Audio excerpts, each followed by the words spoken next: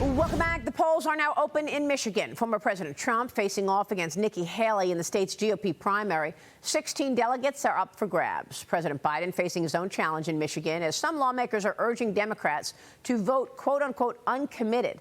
Instead, because of Biden's support for Israel. Joining me now is Michigan Congresswoman Lisa McClain, a member of the House Oversight, Armed Forces, and Education Committees. Congresswoman, thanks so much for being here this morning. How do you expect today's primary in Michigan to play out? I think it's going to be a remarkable day for Donald Trump. I think he's going to win very convincingly. And I think it's going to be quite an embarrassment for the current president.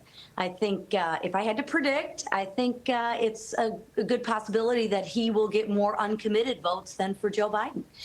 Listen, the people in Michigan are tired of the open borders. They're tired of inflation, and quite frankly, they're tired of the government interfering in their life. And all you have to do is compare and contrast the last 3 years versus what we've had under President Trump.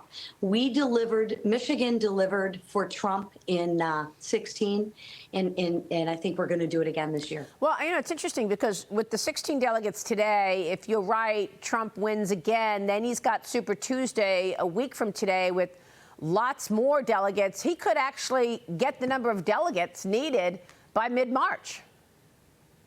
I think that's a very realistic possibility. And if I was a betting woman, that's exactly what I would bet on. Listen, America has spoken. And you think the Republican Party is behind him? Is the Republican Party unified behind Trump then? I believe so.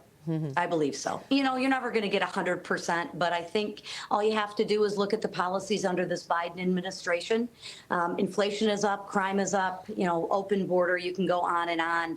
They want some peace, stability, and they want their dollars to go farther. And they know that under President Trump, that happened. And by the way, that's what people want across the country. In Michigan specifically, the economy is the #1 issue, followed by immigration. Yeah. I want to get your thoughts from your time on the Oversight Committee, because Hunter Biden is going to testify tomorrow before the Oversight and Judiciary Committees. We are learning new information from Hunter's former associate, Jason Galanis, who's currently in a prison in Alabama. James Comer told me that House investigators interviewed him. And he told House investigators that Hunter once put then Vice President Joe Biden on speakerphone during a 2014 call with a Russian oligarch, the former mayor of Moscow.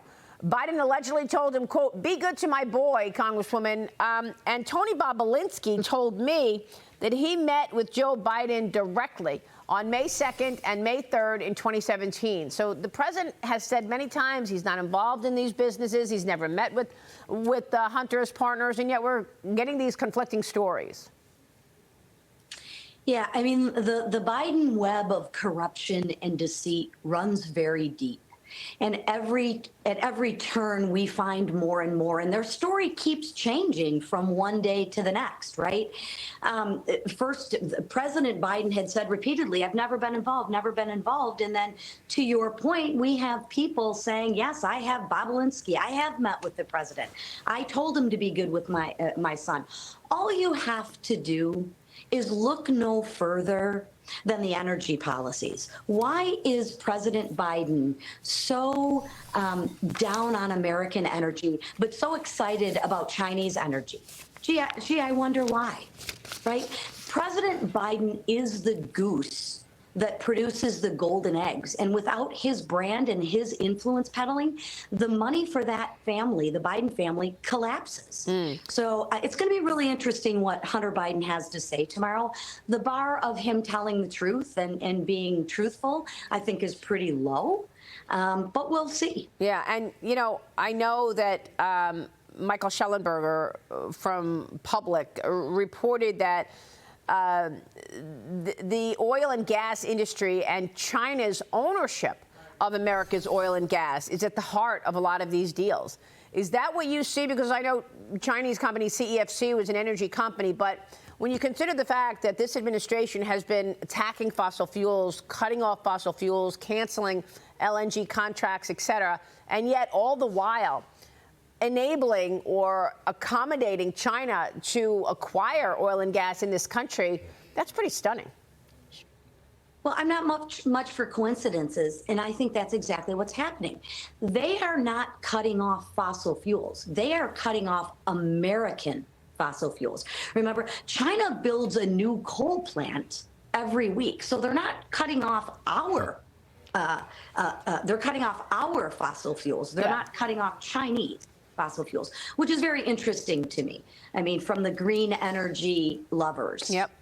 Cheryl. Well, look at what's happening, Congresswoman, with regards to LNG exports in this country. I mean, President Biden, and now he's being sued, by the way, by the American Petroleum Institute, and shockingly enough, environmentalists in the same side because of what he's doing in the Gulf. I mean, look, you know, that's domestic energy production that we have as far as LNG exports, and he's shutting that down. That also puts our allies in Europe at risk. Remember that they're getting a lot of their exports right now from us. We cut that down. That's my first question. And then my other question to you also is about with regards to Michigan voting. You know, one of the things I find so interesting about the auto industry in Michigan is that, you know, you have union leaders that will say that they're endorsing President Biden, but then you have the workers in masses. You hear them say, no, I'm for President Trump. I'm throwing two questions at you. My apologies, but if you could answer each, I'd really appreciate it. Well, let's start with Michigan, because that's the one that's closest to home today. You are spot on with that. Is the rank and file are behind President Trump, because the rank and file understand that this EV push and this EV mandate, I wouldn't even call it a push, it's a mandate, is going to result in less union workers because less parts are required to make the EVs, right? So the average union worker is afraid that they're going to lose their job under President Biden, and they're right about that. And if you look at Macomb County, which is what I represent, it's heavily auto manufacturing. They are 100% behind Trump, and I think they're going to come out today and voice their opinion on that. As it pertains for the oil industry and the LNG gas industry, you couldn't be more correct on that topic either. Is why are you making us dependent on foreign adversaries when we have cleaner energy here in America that we can benefit from economically? I can't connect the dots logically against that. Real quick, Congressman, what do you say to those skeptics on the oversight impeachment inquiry who say, look, one witness, Mr. Smirnoff, is now being indicted. He says it was Russian information when he said a Burisma executive told him you got to give one Biden $5 million and you got to give the other Biden $5 million. That's how we get protection. And now the second the second witness, Galanis, is in an Alabama prison. I mean, this is why people like Jamie Raskin and others are mocking the Republicans and the impeachment inquiry right now. If you can't win on the issues, you have to attack people personally. And I think what other defense does Raskin have? Yeah. Again, I will say again, the web of deceit and corruption by this Biden family runs deep, and it starts with Joe Biden. All right, we will leave it there. Congresswoman, it's good to see you this morning. Thank you so much.